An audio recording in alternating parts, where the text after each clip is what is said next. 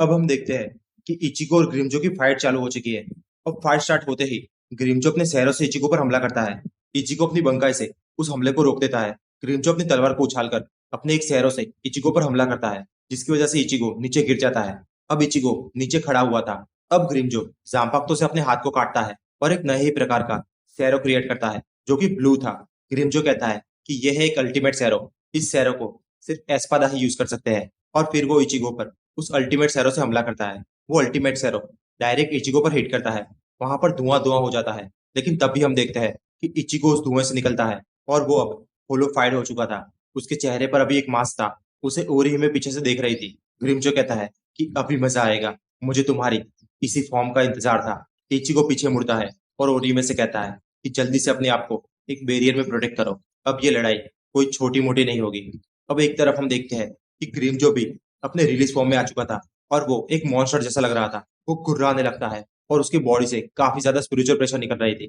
ग्रिमजो कहता है कि अब मैं अपनी पूरी पावर इस्तेमाल करने वाला हूँ, तो तुम भी अपना पूरा जोर लगाना। और वो एक ही सेकंड में इचिगो के पास आ जाता है और इचिगो को एक पंच में दूर फेंक देता है। अब आगे इचिगो अपने गैसुगा तैंशो से ग्रिमजो पर हमला करता है। ग्रिमजो उसे रोककर तुरंत उसके पास आ जाता है और इचिगो पर एक जोरदार हमला करता है, जिससे इचिगो दूर एक दीवार पर जाकर टकराता है। ग्रिमजो उसके पास चला जाता है और कहता है कि तुमने शायद अपने मास्क के टाइम को बढ़ा लिया है, क्योंकि पिछली बार जब हम मिले थे तब तो तुम्हारा मास्क काफी जल्दी टूट गया था। लेकिन क्या फर्क पड़ता है, मुझे तो इसमें काफी मजा आ रहा है। इचिगो उसका हाथ पकड़ता है और कहता है कि अभी तो मैंने अपना पूरा पावर ही नहीं दिखाया तुझे। और काफी ज्यादा स्पिरिचुअल प्रेशर निकाल के वो अपनी जांपाक्तो से ग्रिमजो पर हमला करता है, जिसकी वजह से ग्रिमजो की चेस्ट पर एक कट लग जाता है और वहां से काफी सारा खून निकलने लगता है। अब आगे हम देखते हैं कि ग्रिमजो वापस इचिगो पर एक जोरदार हमला करता है, जिससे इचिगो नीचे जाकर टकराता है। ग्रिमजो काफी तेजी से उसके पास आ रहा था, तो इचिगो उसके हमले को वापस रोकता है और उस पर अपने जांपाक्तो से हमला करता है। इन दोनों की लड़ाई की वजह से वहां पर इतना ज्यादा स्पिरिचुअल प्रेशर महसूस हो रहा था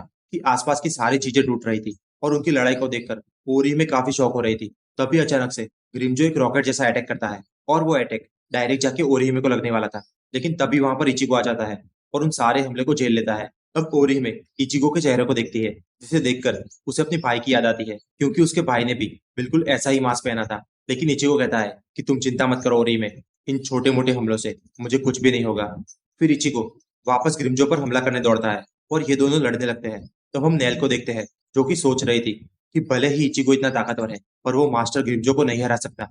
तो हमें इचिगो को चीयर अप करना ही होगा। और ओरिहिमे से कहती है कि तुम्हारा दोस्त वहां पर लड़ रहा है और तुम यहाँ पर रो क्यों रही हो, तुम्हें तो उसे चीयर अप करना चाहिए। अब ओरिहिमे सोचती है कि इचिगो की वो आंखें वो बिल्कुल मेरे भाई के जैसी थी। मुझे अब डर लग रहा है कि कहीं इचिगो भी मेरे भाई के जैसा एक होलो ना बन जाए। और एक तरफ हम देखते हैं कि इचिगो ग्रिमजो से काफी ज्यादा मार खा रहा था। उसका मांस भी टूट चुका था और वो काफी हाँफ रहा था। ग्रिमजो भी काफी जख्मी था, लेकिन वो अभी भी बहुत ज्यादा पावरफुल था। ग्रिमजो कहता है कि तुम अपने लिमिट को काफी ज्यादा पुश कर चुके हो। और ये बोलने के साथ ही वो इचिगो पर हमला करने के लिए दौड़ता है। तभी पीछे से ओरिहिमे की आवाज आती है, जो कि चिल्लाती है कि तुम मरना मत इचिगो। इचिगो पीछे देखता है तो ओरिहिमे रोकर कह रही थी कि तुम्हें लड़ने की कोई जरूरत नहीं है, तुम्हें जीतने की भी कोई जरूरत नहीं है, बस तुम प्लीज अब जख्मी मत होना। अब इचिगो एक ही हाथ से ग्रिमजो के अटैक को रोक देता है।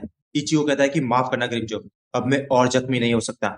और उसकी छाती पर एक जोरदार हमला करता है, लेकिन ग्रिमजो उसकी तलवार पकड़ लेता है। वो कहता है कि अभी तुम जीते नहीं हो। और फिर हम खून के छींटे को उड़ते हुए देखते हैं। अब हम ग्रिमजो की बैक स्टोरी देखते हैं कि कैसे वो धीरे धीरे इवॉल्व हुआ था। वो पहले एक टाइगर फॉर्म में था और उसे और ताकतवर बनने की चाहत थी, जिससे वो और इवॉल्व होता गया। अब हम इचिगो को काफी हाँफते हुए देखते हैं। ग्रिमजो कहता है कि मैं जितना भी ताकतवर हो जाऊं, कोई ना कोई तो मेरे सामने आकर खड़ा ही रहता है, मुझे ये सहन नहीं होता। और ये कहकर इचिगो पर हमला कर देता है। इचिगो हंसता है और कहता है कि एक इंसान तुम पर इतना भारी पड़ रहा है, तो क्या तुम्हें बुरा लग रहा है।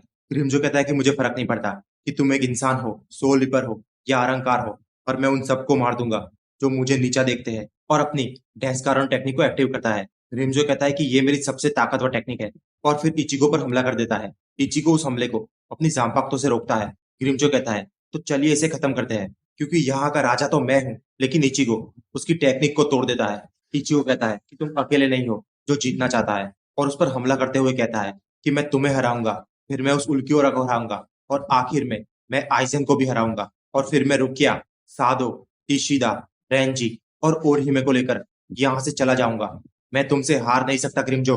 और ग्रिमजो की छाती में अपनी तलवार घुसा देता है। अब ग्रिमजो अपने टाइगर फॉर्म को याद करता है और धीरे धीरे नीचे गिरता है। इचिको उसका हाथ पकड़कर धीरे से उसे लेटाता है। इचिको काफी दुखी लग रहा था। वो स्माइल करके कहता है कि ओरिहिमे, तुम ठीक तो हो ना? ओरिहिमे खुश होकर कहती है कि ये तो मेरा इचिको ही है, ये अपनी पुरानी फॉर्म में वापस आ गया। लेकिन उतने में ही नेल उस पर कूद पड़ती है। तो इचिको गुस्से से कहता है कि तुम कर क्या रही हो नेल? नेल रोकर कहती है कि मैं काफी खुश हूँ कि तुम नहीं मरे। इचिको उसके सर पर हाथ फेरता है और ओरिहिमे के आगे हाथ बढ़ाता है और कहता है कि चलो अब हमें चलना चाहिए। ओरिहिमे उसका हाथ पकड़ती है और हंसने लगती है। अब वो दोनों आसमान की ओर देखते हैं और यहीं पर होती है हमारे एपिसोड की समाप्ति। तो दोस्तों, यहाँ पर हमारा शानदार आर्क खत्म होता है। तो मैं चाहता हूँ कि बस एक लाइक कर दीजिएगा और आपको जैसी भी लगे वैसी कमेंट कर दीजिएगा।